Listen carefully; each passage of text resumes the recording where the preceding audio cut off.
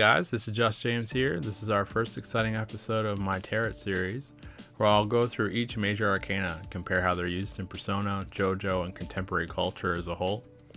The subject of each card belonging to a different persona, a stand, or a person is of interest to me. As a whole, we consider how people like to compare their various personalities into categories. We can think of how the Norse mythology likes to compare people to various gods, how in Chinese zodiac people are assigned a year and respective qualities tied to that year. In the Western world, we often consider our star sign from Greek Roman mythology and what our personalities might entail. In more contemporary times, people have been fixated with the MBTI quiz and the related personalities associated with them. Even myself, I'm accustomed to answering questions related to various MBTIs. Maybe in a later series, we give our MBTI an assigned arcana based on the characteristics that they possess. Now, on to our main point.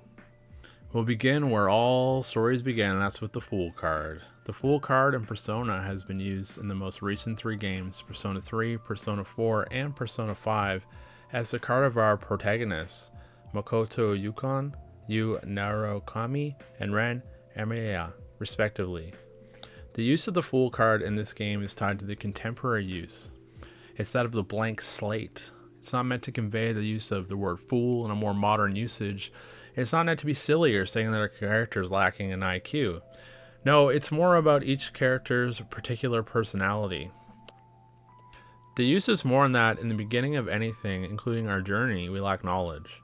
We don't know what we don't know, and our heroes at this stage are just at the stepping off point in our journey. And by the end, they're no longer the fool at all, but they become something much different. And in addition to the blank slate, the heroes of the Persona series have the ability their comrades lack. That is, they have the wild card ability, which one might argue is an extension of the Fool card, as in the Fool card is the blank slate, and therefore you can take on any card. The wild card ability is exactly that. The Persona user has the ability to take on multiple personas and become each one, hence blank slate, hence being changed with time and experience. And because they are a user on a journey, they're able to try out these various states of being. Each time they gain a persona, particularly in each dungeon, it has a set of arcana that get more and more intense with each dungeon of the game. As they become more complex, so too do the personas become more powerful, which is a direct relationship with the complexity of the problems each dungeon has. The beginning of the issues are relatable yet scary, but not that complex. However, each dungeon and the problems the heroes face become more complex and convoluted.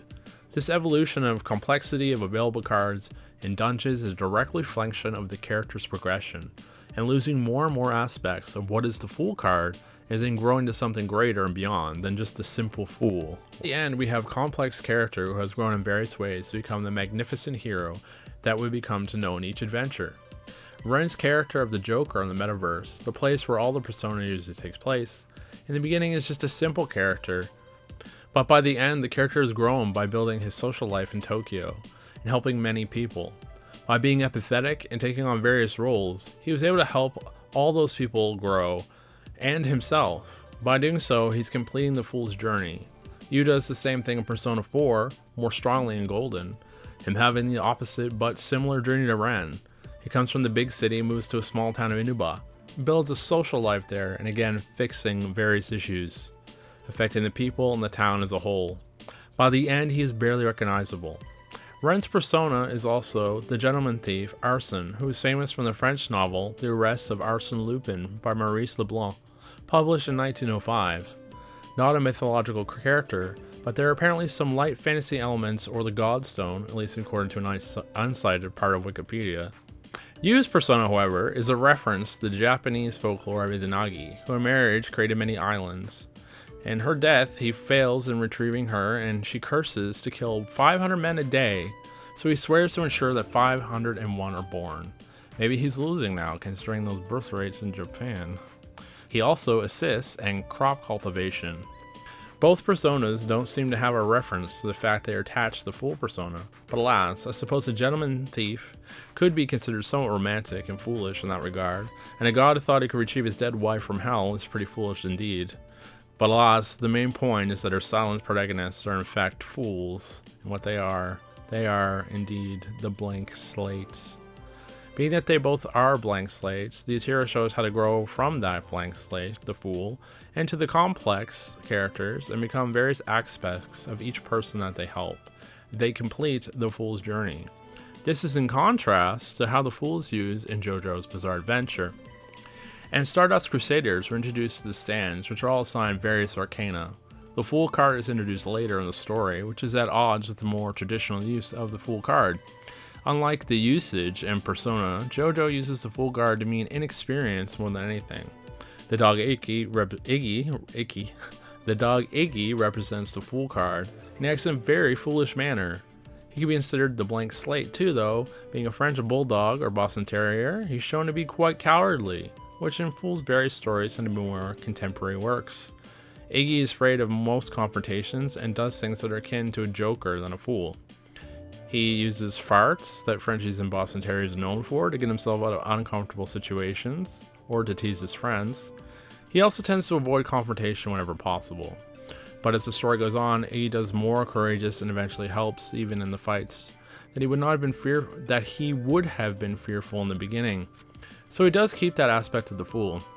Iggy's stand or power, though, it's hard to understand why it is the way it is, and that relation has to do with the fire. Just like in the Persona series, wildcard aside, Iggy's power does not seem directly related to the Fool card, but it does seem to have a reasonable fighting spirit. Despite the appearance of the Fool, though, his stand is known for being able to construct various things with sand and manipulate them at will, not unlike Gaara from Naruto. The stand's a mechanical beast, and it appears to defeat many opponents. It seems to stand, despite drawing from the Fool card, is a completely original concept, unlike Ren and Yu's personas. Iggy's does not appear to be inspired by anything, however I could have been mistaken, so please comment below if you know where Iggy's stand comes from. He also shows considerable growth throughout the show, and at one point we're given a perspective wanting to abandon a child, but he finds himself unable to do so. We consider this aspect of the Fool not completely unusual, as Ren, aka Joker in Persona 5, was unable to abandon someone in need despite his lack of ability to really help, and that starts his very own journey. In fact, you could say that it was foolish of him to help at all, although it seems to be a theme throughout the Fool cards, is that they have an undeniable sense of justice, and they're unmoving in that way. So in comparison, between the Fool from the Persona series and Jojo's Bizarre Adventure, we can see that there are common similarities. These are all derived from the common contemporary ideals and what the Fool represents. The Fool is the beginning, the start point, where we hold no knowledge or power. It marks the beginning of journey. It's the card in honesty I most relate to. I grew up in relatively poor, not in terrible conditions or anything, but I had a family that tried very hard to provide. However, when I stepped out into the world without education or guidance, it kind of could be considered a fool's journey.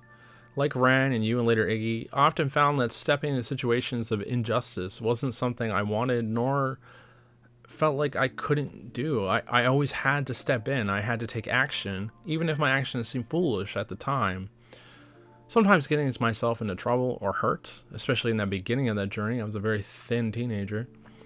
The Fool, however, is a useful card, and during most tarot's reading, it's not a bad card to find. It simply means a beginning or something new. We could even call it the card of infinite potential. In love, it can mean a new relationship, or finally a chance to move forward without fear or rejection based on personal flaws. In career, it can mean a new job or opportunity, maybe a big change that makes everything feel new and fresh. In money, it can mean spontaneous spending, or perhaps means there's a huge money opportunity. Again, opportunity being the most important part. But, in fact, the reverse Fool has the more negative sides. It is simply what you would think of being the Fool. The readings for love may be too trusting. In career, you're making big mistakes or not living life with purpose, but simply YOLOing it without much care. The reverse is basically the antithesis of what the right side of version of the card display. It's what the average person usually thinks of when they view the Fool card. So there you have it, guys. We can see how Persona uses the Fool card as the blank slate, but in Jojo, it's more the carefree innocent that is often associated with the Fool card, particularly the more negative aspects. What do you think of the Fool card? Do you relate with it? Let me know in the comments, and leave a like and subscribe. Your support means the world, and as always, this is Just James signing out. Thanks a lot, guys. Good night.